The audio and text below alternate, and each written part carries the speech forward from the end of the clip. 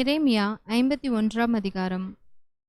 கர்த்தர் சொல்லுகிறது என்னவென்றால், இதோ, நான் பாபிலோனுக்கு விரோதமாகவும், எனக்கு விரோதமாய் எழும்புகிறவர்களின் மத்தியில் குடியிருக்கிறவர்களுக்கு விரோதமாகவும் அழிக்கும் காற்றை எழும்ப பண்ணி, தூற்றுவாரை பாபிலோனுக்கு அனுப்புவேன். அவர்கள் அதை தூற்றி வெறுமையாக்கி போடுவார்கள்.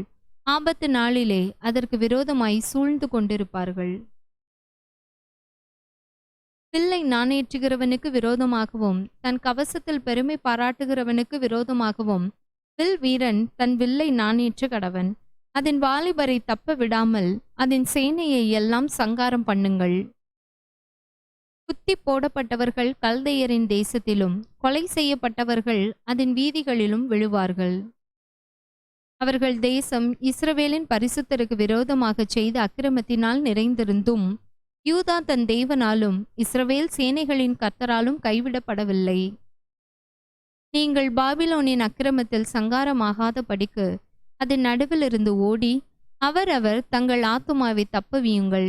இது கர்த்தர் அதனிடத்தில் பழி வாங்குகிற காலமாய் இருக்கிறது. அவர் அதற்கு பதில் செலுத்துவார். பாபிலோன் கர்த்தருடைய கையில் உள்ள பொற்பாத்திரம்.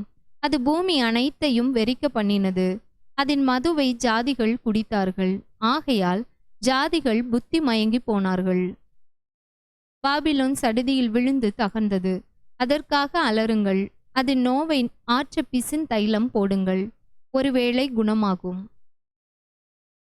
பாபிலோனை குணமாக்கும்படி பார்த்தோம், அது குணமாகவில்லை. அதை விட்டு விடுங்கள். நாம் அவரவர் நம்முடைய தேசங்களுக்கு போக கடவோம். அதன் ஆக்கினை வானம் மட்டும் ஏறி ஆகாய மண்டலங்கள் பரியந்தம் எட்டினது. கர்த்தர் நம்முடைய நீதியை வெளிப்படுத்தினார். நம்முடைய தேவனாகிய கர்த்தரின் செயலை சீயோனில் விவரிப்போம் வாருங்கள். அம்புகளை துலக்குங்கள், கேடகங்களை நன்றாய் செப்பனிடுங்கள். கர்த்தர் மேதியருடைய ராஜாக்களின் ஆவியை எழுப்பினார். பாபிலோனை அழிக்க வேண்டும் என்பதே அவருடைய நினைவு. இது கர்த்தர் வாங்கும் பழி. இது தமது ஆலயத்துக்காக அவர் வாங்கும் பழி. பாபிலோனின் மதில்கள் மேல் கொடியேற்றுங்கள். காவலை பலப்படுத்துங்கள். ஜாமங்காக்கிறவர்களை நிறுத்துங்கள். பதிவிருப்பாரை வையுங்கள். ஆனாலும் கர்த்தர் எப்படி நினைத்தாரோ அப்படியே தாம் பாபிலோனின் குடிகளுக்கு விரோதமாக சொன்னதை செய்வார். திரளான தண்ணீர்களின் மேல் வாசம் பண்ணுகிறவளே, திரண்ட சம்பத்துடையவளே, உனக்கு முடிவும் உன் பொருள் ஆசைக்கு ஒளிவும் வந்தது. மெய்யாகவே பச்சை கிளிகளைப் போல் திரளான மனுஷரால் உன்னை நிரம்ப பண்ணுவேன். அவர்கள் முன்மேல் ஆரவாரம் பண்ணுவார்கள் என்று சேனைகளின் கர்த்தர் தம்முடைய ஜீவனை கொண்டு ஆணையிட்டார். அவர் பூமியை தமது வல்லமையினால் உண்டாக்கி, பூச்சக்கரத்தை தமது ஞானத்தினால் படைத்து, வானத்தை தமது பேரறிவினால் விரித்தார். அவர் சத்தமிடுகையில் திரளான தண்ணீர் வானத்தில் உண்டாகிறது. அவர் பூமியின் எல்லைகளிலிருந்து மேகங்களை எழும்ப பண்ணி, மழையுடனே மின்னல்களை உண்டாக்கி, காற்றை தமது பண்ட சாலையிலிருந்து ஏவி விடுகிறார். மனுஷர் அனைவரும் அறிவில்லாமல் மிருக குணமானார்கள். தட்டார் அனைவரும் சுரூபங்களாலே வெட்கி போகிறார்கள். அவர்கள் வார்ப்பித்த விக்கிரகம் பொய்யே, அவைகளில் சுவாசமில்லை. அவைகள் மாயையும் மகா எத்துமான கிரியையாய் இருக்கிறது. அவைகள் விசாரிக்கப்படும் நாளிலே அழியும். யாக்கோபின் பங்காய் இருக்கிறவர் அவைகளைப் போல அல்ல. அவர் சர்வத்தையும் உண்டாக்கினவர். இஸ்ரவேல் அவருடைய சுதந்திரமான கோத்திரம். சேனைகளின் கர்த்தர் என்பது அவருடைய நாமம். நீ எனக்கு தண்டாயுதமும் அஸ்திராயுதமும் ஆனவன். நான் உன்னை கொண்டு ஜாதிகளை நொறுக்குவேன். உன்னை கொண்டு ராஜ்யங்களை அழிப்பேன். உன்னை கொண்டு குதிரையையும் குதிரை வீரனையும் நொறுக்குவேன். உன்னை கொண்டு இரதத்தையும் இரத வீரனையும் நொறுக்குவேன். உன்னை கொண்டு புருஷனையும் ஸ்திரீயையும் நொறுக்குவேன். உன்னை கொண்டு கிழவனையும் இளைஞனையும் நொறுக்குவேன். உன்னை கொண்டு வாலிபனையும் கன்னிகையையும் நொறுக்குவேன். உன்னை கொண்டு மெய்ப்பனையும் அவனுடைய மந்தையையும் நொறுக்குவேன். உன்னை கொண்டு உழவனையும் அவனுடைய உழவு காளைகளையும் நொறுக்குவேன். உன்னை கொண்டு அதிபதிகளையும் அதிகாரிகளையும் நொறுக்குவேன். பாபிலோனுக்கும் கல்தையர் தேசத்தின் சகல குடிகளுக்கும் அவர்கள் உங்கள் கண்களுக்கு முன்பாக சீயோனில் செய்த அவர்களுடைய எல்லா பொல்லாப்புக்காகவும் பழி வாங்குவேன் என்று கர்த்தர் சொல்லுகிறார். இதோ, பூமியை எல்லாம் கெடுக்கிற கேடான பர்வதமே, நான் உனக்கு விரோதமாக வந்து என் கையை உனக்கு விரோதமாக நீட்டி உன்னை கண்மலைகளிலிருந்து உருட்டி உன்னை எரிந்து போன பர்வதமாக்கி போடுவேன் என்று கர்த்தர் சொல்லுகிறார். மூலை கல்லுக்காகிலும் அஸ்திபார கல்லுக்காகிலும் ஒரு கல்லையும் உன்னிலிருந்து எடுக்க மாட்டார்கள். நீ என்றென்றைக்கும் பாழாய் கிடக்கிற ஸ்தலமாவாய் என்று கர்த்தர் சொல்லுகிறார். தேசத்திலே கொடியேற்றுங்கள், ஜாதிகளுக்குள் எக்காளம் ஊதுங்கள், ஜாதிகளை அதற்கு விரோதமாக ஆயத்தப்படுத்துங்கள். அரராத், மின்னி, அஸ்கெனாஸ் என்னும் ராஜ்யங்களை அதற்கு விரோதமாக வர கூப்பிடுங்கள். அதற்கு விரோதமாக தளகர்த்தனுக்கு பட்டங்கட்டுங்கள். சுனையுள்ள வெட்டுக்கிளிகள் போன்ற குதிரைகளை வரப்பண்ணுங்கள். மேதியா தேசத்தின் ராஜாக்களும் அதன் தலைவரும் அதன் சகல அதிகாரிகளும் அவருடைய ராஜ்ய பாரத்துக்கு கீழான சகல தேசத்தாரும் ஆகிய ஜாதிகளை அதற்கு விரோதமாக ஆயத்தப்படுத்துங்கள். அப்பொழுது தேசம் அதிர்ந்து வேதனைப்படும். பாபிலோன் தேசத்தை குடியில்லாதபடி பாழாக்க பாபிலோனுக்கு விரோதமாய் கர்த்தர் நினைத்தவைகள் நிலைக்கும். பாபிலோனின் பராக்கிரமசாலிகள் யுத்தம் பண்ணாமல் கோட்டைகளில் இருந்து விட்டார்கள். அவர்கள் பராக்கிரமம் அழிந்து பேடிகளானார்கள். அதன் வாசஸ்தலங்களை கொளுத்தி போட்டார்கள். அதன் தாழ்பால்கள் உடைக்கப்பட்டது. கடையாந்தர முனை துவக்கி அவனுடைய பட்டணம் பிடிப்பட்டது என்றும், துறை வழிகள் அகப்பட்டு போய் நாணல்கள் அக்கினியால் சுட்டரிக்கப்பட்டது என்றும், யுத்த மனுஷர் கலங்கி இருக்கிறார்கள் என்றும் பாபிலோன் ராஜாவுக்கு அறிவிக்க, அஞ்சற்காரன் மேல் அஞ்சற்காரனும் தூதன் மேல் தூதனும் ஓடுகிறான். பாபிலோன் குமாரத்தி மிதிக்கப்படும் காலத்துக்கு சமானம். அதை போரடிக்கும் காலம் வந்தது. இன்னும் கொஞ்ச காலத்திலே அறுப்பு காலம் அதற்கு வரும் என்று இஸ்ரவேலின் தேவனாகிய சேனைகளின் கர்த்தர் சொல்லுகிறார். பாபிலோன் ராஜாவாகிய நேபுகாத்நேச்சார் என்னை பட்சித்தான், என்னை கலங்கடித்தான், என்னை வெறும் பாத்திரமாக வைத்து போனான். வலு சர்ப்பம் போல என்னை விழுங்கி என் சுவையுள்ள பதார்த்தங்களால் தன் வயிற்றை நிரப்பினான், என்னை துரத்திவிட்டான். எனக்கும் என் இனத்தாருக்கும் செய்த கொடுமையின் பழி பாபிலோன் மேல் வரக்கடவதென்று சீயோனில் வாசமானவள் சொல்லுகிறாள். என் இரத்த பழி கல்தேயர் தேசத்து குடிகளின் மேல் வரக்கடவதென்று எருசலேம் என்பவளும் சொல்லுகிறாள். ஆகையால் கர்த்தர் சொல்லுகிறது என்னவென்றால், இதோ நான் உனக்காக வழக்காடி உன் பழிக்கு பழி வாங்கி அதன் கடலை வறளவும் அதன் ஊற்றை சுவரவும் பண்ணுவேன். அப்பொழுது பாபிலோன் குடியில்லாத மண்மேடுகளும் வலு சர்ப்பங்களின் தாபரமும் பாலும் ஈசல் போடப்படுதலுக்கும் இடமுமாய் போகும். ஏகமாய் அவர்கள் சிங்கங்களைப் போல கெர்ச்சித்து சிங்க குட்டிகளைப் போல சத்தமிடுவார்கள். அவர்கள் கழிக்கும் சமயத்திலே நான் அவர்கள் குடிக்கும் பானத்தை அவர்களுக்கு குடிக்க கொடுத்து அவர்கள் துள்ளத்தக்கதாக அவர்களை வெறியாக்குவேன். அதனால் அவர்கள் என்றென்றைக்கும் விழிக்காத நித்திரை அடைவார்கள் என்று கர்த்தர் சொல்லுகிறார்.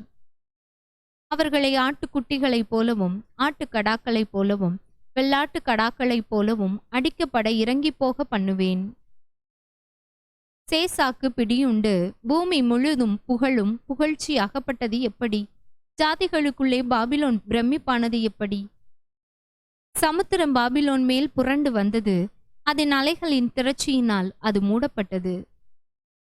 அதன் பட்டணங்கள் பாழுமாய் வறட்சியும் வனாந்திரமுமான பூமியுமாய் ஒரு மனுஷனும் குடியிராததும் ஒரு மனுபுத்திரனும் கடவாததுமான நிலமுமாய் போயிற்று. நான் பாபிலோனில் இருக்கிற பேலை தண்டிப்பேன். அது விழுங்கினதை அதன் வாயிலிருந்து கக்க பண்ணுவேன். ஜாதிகள் இனி அதனிடத்திற்கு ஓடி வர மாட்டார்கள். பாபிலோனின் மதிலும் விழும். என் ஜனங்களே, நீங்கள் அதன் நடுவிலிருந்து புறப்படுங்கள். கர்த்தருடைய கோபத்தின் உக்கிரத்துக்கு தப்பும்படி அவன் தன் தன் ஆத்துமாவை ரட்சித்துக் கொள்ள கடவன். உங்கள் இருதயம் துவளாமலும் தேசத்தில் கேட்கப்படும் செய்தியினால் நீங்கள் பயப்படாமலும் இருங்கள். ஒரு வருஷத்திலே ஒரு செய்தி கேட்கப்பட்டு பின்பு மறு வருஷத்திலே வேறு செய்தி கேட்கப்படும். தேசத்திலே கொடுமை உண்டாகும். ஆளுகிறவன் மேல் ஆளுகிறவன் வருவான். ஆகையால் இதோ நான் பாபிலோனின் விக்கிரகங்களை தண்டிக்கும் நாட்கள் வரும். அப்பொழுது அதன் தேசம் எல்லாம் கலங்கும். அதில் கொலையுண்கிற யாவரும் அதன் நடுவில் விழுந்து கிடப்பார்கள். வானமும் பூமியும் அவைகளில் உள்ள யாவும் பாபிலோன் மேல் கெம்பீரிக்கும். பால் கடிக்கிறவர்கள் அதற்கு வடக்கே இருந்து வருவார்கள் என்று கர்த்தர் சொல்லுகிறார். பாபிலோன் இஸ்ரவேலில் கொலையுண்டவர்களை விழப்பண்ணினது போல பாபிலோனிலும் சமஸ்த தேசங்களிலும் கொலையுண்கிறவர்கள் விழுவார்கள். பட்டயத்துக்கு தப்பினவர்களே, தங்கி திரியாமல் நடந்து வாருங்கள். தூரத்திலே கர்த்தரை நினையுங்கள், எருசலேம் உங்கள் ஞாபகத்தில் வரக்கடவது. நிந்தையை கேட்டதினால் வெட்கப்பட்டோம், கர்த்தருடைய ஆலயத்தின் பரிசுத்த ஸ்தலங்களின் மேல் அந்நியர் வந்ததினால் நாணம் நம்முடைய முகங்களை மூடிற்று. ஆகையால் கர்த்தர் சொல்லுகிறது என்னவென்றால், இதோ நான் அதன் விக்கிரகங்களுக்கு விரோதமாய் விசாரிக்கும் நாட்கள் வரும், அப்பொழுது அதன் தேசமெங்கும் கொலையுண்கிறவர்கள் கத்துவார்கள். பாபிலோன் வானபரியந்தம் ஏறினாலும், அது தன் பலமான அரணை உயர்த்தினாலும், அதை பாழாக்குகிறவர்கள் என்னிடத்திலிருந்து வருவார்கள் என்று கர்த்தர் சொல்லுகிறார். பாபிலோனிலிருந்து கூக்குரலின் சத்தமும் கல்தையர் தேசத்திலிருந்து மகா சங்காரமும் கேட்கப்படும். கர்த்தர் பாபிலோனை பாழாக்கி அதில் உள்ள பெரிய சத்தத்தை ஒழிய பண்ணுவார். அவர்களுடைய அலைகள் திரளான தண்ணீர்களைப் போல இறையும், அவர்களுடைய சத்தம் அமளியாயிருக்கும். பாபிலோனை பாழாக்குகிறவன் அதன் மேல் வருகிறான், அதன் பராக்கிரமசாலிகள் பிடிபடுவார்கள், அவர்களுடைய வில்லுகள் முறிந்து போகும். சரி கட்டுகிற தேவனாகிய கர்த்தர் நிச்சயமாக பதில் அளிப்பார். அதன் பிரபுக்களையும் அதன் ஞானிகளையும் அதன் தலைவரையும் அதன் அதிகாரிகளையும் அதன் பராக்கிரமசாலிகளையும் வெறிக்க பண்ணுவேன். அப்பொழுது அவர்கள் என்றென்றைக்கும் விழிக்காத தூக்கமாய் தூங்கி விழுவார்கள் என்று சேனைகளின் கர்த்தர் என்னும் நாமமுள்ள ராஜா சொல்லுகிறார். பாபிலோனின் விஸ்தீரணமான மதில்கள் முற்றிலும் தரையாக்கப்பட்டு அதன் உயரமான வாசல்கள் அக்கினியால் சுட்டெரிக்கப்படும். அப்படியே ஜனங்கள் பிரயாசப்பட்டது விருதாவும், ஜாதிகள் வருத்தப்பட்டு சம்பாதித்தது அக்கினிக்கு இரையும் ஆகும் என்று சேனைகளின் கர்த்தர் சொல்லுகிறார். பாபிலோன் மேல் வரும் எல்லா தீங்கையும், பாபிலோனுக்கு விரோதமாக எழுதப்பட்ட இந்த எல்லா வசனங்களையும் எரேமியா ஒரு புஸ்தகத்தில் எழுதினான். யூதாவின் ராஜாவாகிய சிதேக்கியா ராஜ்யபாரம் பண்ணும் 4ஆம் வருஷத்திலே பாபிலோனுக்கு போன சமயத்தில் அவனோடே கூட போன மசேயாவின் மகனாகிய நேரியாவின் குமாரனும் சாந்த குணமுள்ள பிரபுவும் ஆகிய செராயாவுக்கு எரேமியா தீர்க்கதரிசி கற்பித்த வார்த்தை. எரேமியா செராயாவை நோக்கி, நீ பாபிலோனுக்கு வந்த பின்பு நீ இதை பார்த்து இந்த எல்லா வசனங்களையும் வாசித்து சொல்ல வேண்டியது என்னவென்றால், கர்த்தாவே, இந்த ஸ்தலத்திலே மனுஷனும் மிருகமும் முதலாய் தங்கி தரிக்காத படிக்கும், அது என்றென்றைக்கும் பாழாய் கிடக்கும் படிக்கும் அதை அழித்து போடுவேன் என்று தேவரீர் அதை குறித்து உரைத்தீர் என்பதை நீ சொல்லி, நீ இந்த புஸ்தகத்தை வாசித்து தீர்ந்த போது அதிலே ஒரு கல்லை கட்டி அதை ஐப்பிராத்து நடுவிலே எரிந்துவிட்டு, இப்படியே பாபிலோன் முழுகி போகும், நான் அதன் மேல் வரப்பண்ணும் தீங்கினால் எழுந்திருக்க மாட்டாமல் இளைத்து விழுவார்கள் என்றார் என்று சொல்லுவாயாக என்றான். எரேமியாவின் வசனங்கள் இவ்வளவோடே முடிந்தது. ஆமேன்.